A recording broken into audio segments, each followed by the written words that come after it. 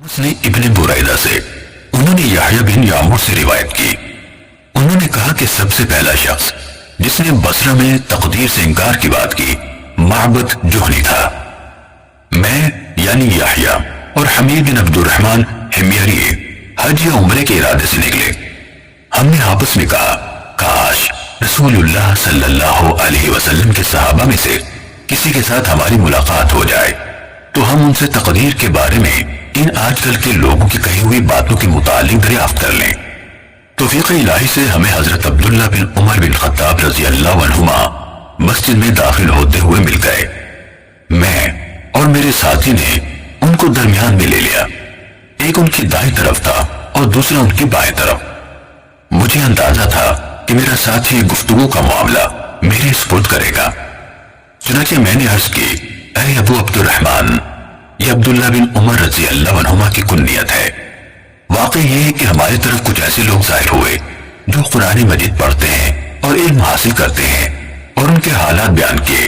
उन लोगों का ख्याल है कि तकदीर कुछ नहीं, यानी हर काम नए सिरे से हो रहा है, यानी पहले से इस बारे में ना कुछ तय है ना अल्लाह को इसका इल्म है। इब्ने उमर रजी अल्लाह अन्हुमा ने फरमाया, जब तुम्हारी उन लोगों से मुलाकात हो तो उन्हें बता देना कि मैं उनसे बरी हूं और वो मुझसे बरी है। उस जात की कसम जिसके नाम के साथ अब्दुल्ला बिन उमर हल्फ उठाता है, अगर उनमें से किसी के पास उहद पहाड़ के बराबर सोना हो और वो उसे खर्च भी कर दे तो अल्लाह ताला उसकी तरफ से उसको कबूल नहीं फरमाएगा यहां तक कि वो तकदीर पर ईमान ले आए। फिर कहा, मुझे मेरे वालिद उमर इब्ने खत्ताब रजी अल्लाह अन्हु ने बताया, एक दिन हम रसूलुल्लाह सल्लल्लाहु अलैहि वसल्लम की खिदमत में हाजिर थे कि अचानक एक शख्स हमारे सामने नमूदार हुआ।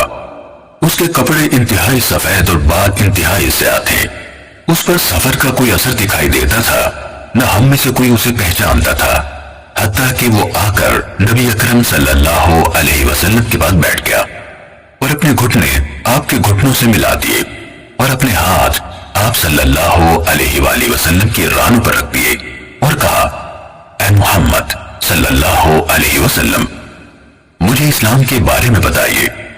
रसूलुल्लाह सल्लल्लाहु अलैहि वसल्लम ने फरमाया, इस्लाम यह है कि तुम इस बात की गवाही दो कि अल्लाह ताला के सिवा कोई इबादत के लायक नहीं और मोहम्मद सल्लल्लाहु अलैहि वसल्लम उसके रसूल है।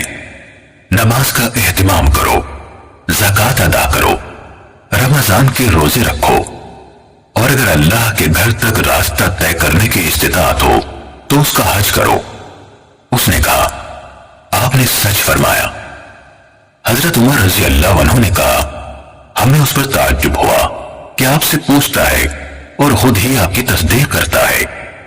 उसने कहा, मुझे ईमान के बारे में बताइए। आपने फरमाया, ये कि तुम अल्लाह ताला, उसके फरिश्तों, उसकी किताबों, उसके रसूलों और आखिरी दिन यानी यौम क़यामत पर ईमान रखो और अच्छी और बुरी तकदीर पर भी ईमान लाओ। उसने कहा, आपने दुरुस्त फरमाया। फिर उसने कहा, मुझे एहसान के बारे में बताइए। आपने फरमाया, यह कि तुम अल्लाह ताला की इबादत इस तरह करो गोया तुम उसे देख रहे हो और अगर तुम उसे नहीं देख रहे तो वो तुम्हें देख रहा है। उसने कहा, तो मुझे क़यामत के बारे में बताइए।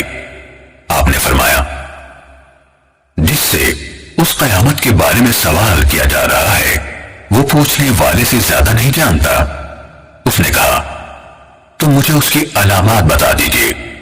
आपने फरमाया, अलामात ये है कि लौंडी अपनी मालिका को जन्म दे और ये कि तुम नंगे पांव, नंगे बदन, मोहताज बकरियां चराने वालों को देखो कि वो ऊंची से ऊंची इमारतें बनाने में एक दूसरे के साथ मुकाबला कर रहे हैं।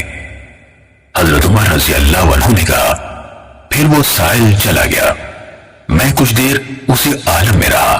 फिर आप सल्लल्लाहु अलैहि वसल्लम ने मुझसे कहा, ऐ उमर, तुम्हें मालूम है कि पूछने वाला कौन था? मैंने अर्ज की, अल्लाह और उसका रसूल ज्यादा आगाह है। आप सल्लल्लाहु अलैहि वसल्लम ने फरमाया, वो जिब्राइल थे, तुम्हारे पास आए थे, तुम्हें तुम्हारा दीन सिखा रहे थे।